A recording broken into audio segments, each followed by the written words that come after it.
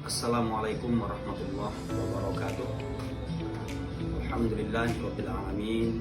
Wassalatu wassalamu ala asyrofil anbiya'i wal mursalin wa ala alihi wa sahbihi rasulillah ajmain. Yang pertama, marilah kita panjatkan rasa puji syukur kita kepada Allah Subhanahu wa taala, yang mana pada siang hari ini kita masih diberikan kesehatan oleh Allah sehingga kita mampu untuk bertatap muka kembali. Yang kedua, marilah kita kirimkan sholawat dan salam kepada Nabi kita Muhammad Shallallahu Alaihi Wasallam. Kenapa? Karena berkat perjuangan beliau lah membawa kita dari alam jahiliyah hingga alam yang penuh ilmu dan pengetahuan. Baik, saudara-saudara semuanya, pemirsa, saya akan menyampaikan materi atau bahan ajar pada pagi hari ini, yaitu perkenalkan terlebih dahulu ya. Nama saya Ahmad Robi, dosen tetap hukum tata negara, mengampu mata kuliah pengantar ilmu hukum di kampus 2 Langling, Institut Agama Islam Syekh Maulana Qori di Bangkok. Baik, teman-teman, saya akan menyampaikan, atau pemirsa, saya akan menyampaikan materi bahan ajar pada pertemuan kali ini, yaitu pengantar ilmu hukum, ya, judulnya peran hukum dalam memelihara keseimbangan dan keharmonisan. Oke, baik, teman-teman, apa yang sudah saya sampaikan tadi, ya, pengantar terlebih dahulu. Hukum itu memiliki peran penting ya dalam memelihara keseimbangan dan keharmonisan sosial dan masyarakat. Ya. Mengatur norma dan aturan. Hukum menetapkan norma dan aturan yang jelas untuk perilaku masyarakat. Sehingga setiap individu tahu apa yang diharapkan, apa yang tidak diperbolehkan. Nah, tentu dengan adanya norma itu tadi, ya. Ini membantu mencegah konflik dan menjaga ketertiban sosial. Nah, inilah peran hukum dalam kehidupan kita sehari-hari. Hukum juga melindungi hak dan kewajiban.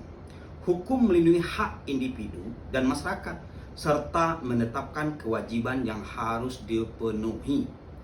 Dengan demikian, ya, hukum memastikan bahwa setiap orang diperlakukan adil dan memiliki kesempatan yang sama. Artinya apa?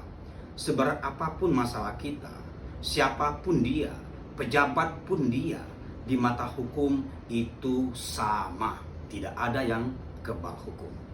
Baik, teman-teman, itu pengantar ya sedikit. Akan tetapi kita akan membahas terhadap peran hukum, ya, peran hukum dalam memelihara keseimbangan dan keharmonisan sosial. Oke, teman-teman, kita akan membahas terhadap peran hukum dalam memelihara keseimbangan dan keharmonisan sosial. Mata kuliahnya pengantar ilmu hukum, disusun oleh dosen tetap Ahmad Robi, SHI MH, Institut Agama Islam Syekh Maulana Qori Bangkok. Kita lanjut ya. Oke, pengantar.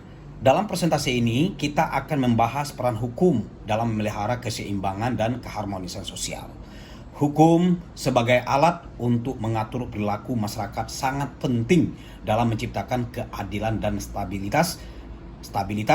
Mari kita eksplorasi lebih dalam. Nah, jadi peran hukum itu tadi di dalam kehidupan kita sangat penting, dan ini di dalam kehidupan kita juga, kehidupan kita sehari-hari itu, hukum selalu bersinggungan terhadap kegiatan kita dalam baik itu berteman, berkawan, apalagi dalam kehidupan masyarakat. Kita lanjut ya. Oke, definisi hukum. Hukum adalah seperangkat aturan yang mengatur perilaku individu dan kelompok dalam masyarakat. Tadi kan sudah kita bahas ya, hukum bertujuan untuk menciptakan ketertiban, Ketertiban itu ada merasa kenyamanan, keadilan. Ini fokusnya kepada sesuatu hak kita yang dirampas oleh seseorang. Nah, di mata hukum itu harus berkeadilan dan sama di mata hukum. Dan perlindungan hak asasi manusia. Nah, hak asasi manusia pun ada juga yang dibahas di dalam peran hukum ini, ya. Pemahaman tentang hukum sangat penting untuk menciptakan masyarakat yang harmonis. Nah, jadi pemahaman ini sangat penting di dalam kehidupan kita dengan tujuan apa? Ketika kita paham satu sama lain, aturan yang berkaitan dalam masyarakat itu tadi akan tercipta keharmonisan dalam pergaulan kita sehari-hari. Kita lanjut. Keseimbangan sosial, ya. Keseimbangan sosial merujuk pada kondisi di mana semua elemen masyarakat berfungsi dengan baik tanpa konflik. Nah, jadi keseimbangan ini sangat dituntut, apalagi kita ini dalam Bhinneka Tunggal Ika. Artinya apa? Di sini kita tidak memandang suku, ras, dan agama atau rupa. Nah, di mata hukum itu, hukum juga menciptakan bagaimana keseimbangan ini tercipta. Nah, inilah Bhinneka Tunggal Ika ini mengatur hal demikian. Artinya kita tidak ada bersinggungan terhadap siapapun, agama apapun mereka, kita tetap bersaudara. Ya, itu keseimbangan sosial. Hukum berperan dalam menjaga keseimbangan ini dengan menetapkan norma dan standar yang harus diikuti oleh semua anggota masyarakat. Nah, ini kan tuntutan. Nah, tuntutan ini harus kita jalankan. Artinya itu yang saya sampaikan tadi, tidak memandang bulu, tidak memandang ras dan agama, tidak memandang suku dan lain-lainnya, ya. Jadi keseimbangan sosial ini dengan adanya hukum kita meyakini dan kita harus taat terhadap itu supaya timbul keseimbangan sosial dalam masyarakat itu sendiri. Kita lanjut. Ya. Keharmonisan sosial. Keharmonisan sosial adalah keadaan di mana individu dan kelompok hidup dalam keselarasan. Ada kesamaan di sana, ya. Hukum berfungsi sebagai mediator dalam menyelesaikan sengketa dan mencegah tindakan yang dapat mengganggu keharmonisan sosial. Nah, mediator ini sangat penting, ya. Nah, atau bahasa lainnya seperti ini. Mediator itu boleh dibahasakan restorasi justice. Artinya apa? Ketika tercapai mediator ini, kita menyelesaikan perkara itu tanpa bersidang. Nah, ini apa kekuatannya dari mediator itu kalau selesai tanpa bersidang? Kekuatannya sama dengan putusan. Nah, kunci mediator itu adalah menyelesaikan perkara tanpa ada bersidang. Nah, untuk tercapainya mediator itu atau mediasi ini, itu harus ada kesepakatan satu sama lain. Artinya apa? Tidak ada yang dirugikan, tidak ada yang diuntungkan. Nah, itu yang disebut dengan alat menyelesaikan sengketa dan mencegah tindakan yang dapat mengganggu keharmonisan. Nah, supaya tidak timbul mengganggu keharmonisan sosial atau satu sama lain ini tadi. Nah, itu yang disebut dengan kesepakatan bersama atau saling menguntungkan, ya. Oke, kita lanjut. Peran hukum dalam keseimbangan. Hukum berperan penting dalam menciptakan keseimbangan dengan mengatur interaksi antara individu dan kelompok, ya. Melalui sanksi dan penegakan hukum, masyarakat dapat merasa aman dan terjamin hak-haknya yang pada gilirannya mendukung keseimbangan sosial. Nah, itulah kunci dari hukum itu tadi. Artinya apa? Ketika seseorang melanggar suatu perbuatannya, tentu ada sanksi. Nah, akan tetapi hak-haknya tidak bakalan terabaikan dengan adanya peran hukum dalam keseimbangan ini. Oke? Kita lanjut. Peran hukum dalam keharmonisan. Hukum berfungsi sebagai pengatur perilaku sosial. Mengatur perilaku siapa? Sosial itu adalah kita, manusia, ya. Itu untuk berfungsi. Coba kita bayangkan dan kita renungkan sekarang. Kalau tidak ada hukum, mungkin kriminal, bukan mungkin lagi, secara fakta mungkin, ya, kriminal itu akan terjadi di mana-mana. Akan tetapi ketika ada hukum, inilah alat kontrol untuk seseorang mengatur perbuatannya supaya tidak ceroboh dan tidak merugikan seseorang.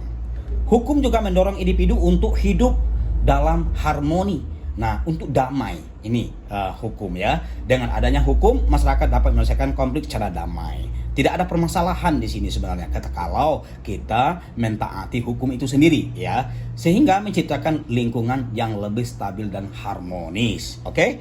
Itu peran hukum dalam keharmonisan.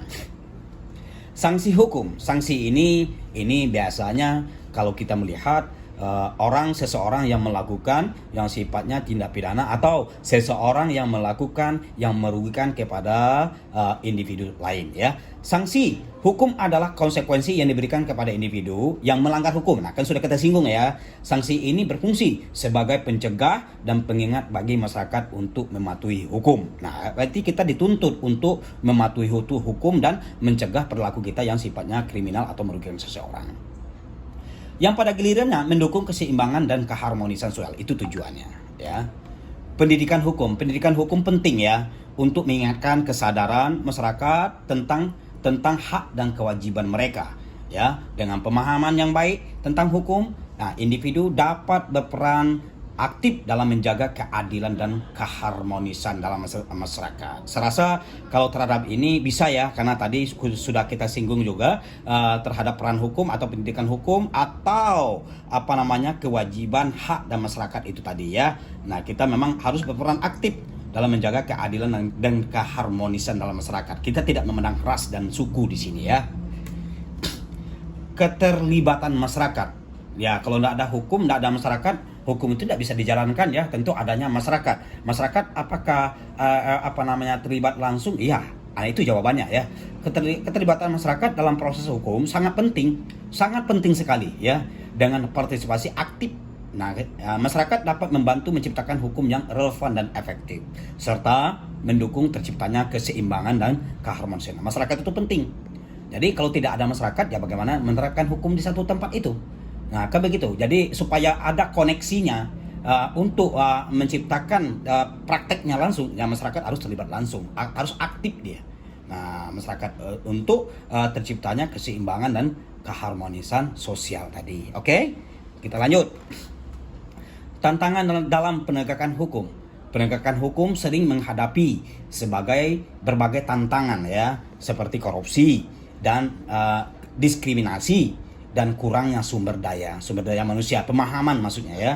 Mengatasi tantangan ini sangat penting untuk memastikan hukum dapat berfungsi secara efektif dan menciptakan keseimbangan dan sosial. Nah, itu tantangan bagi penegakan hukum. Ya, kadang-kadang itu tadi ada terjadi berkemungkinan besar timpang pilih tadi ya. Nah, tapi secara praktiknya, secara tertulisnya itu tidak ada. Yang pada intinya hukum ini tidak ada tumpul ke bawah.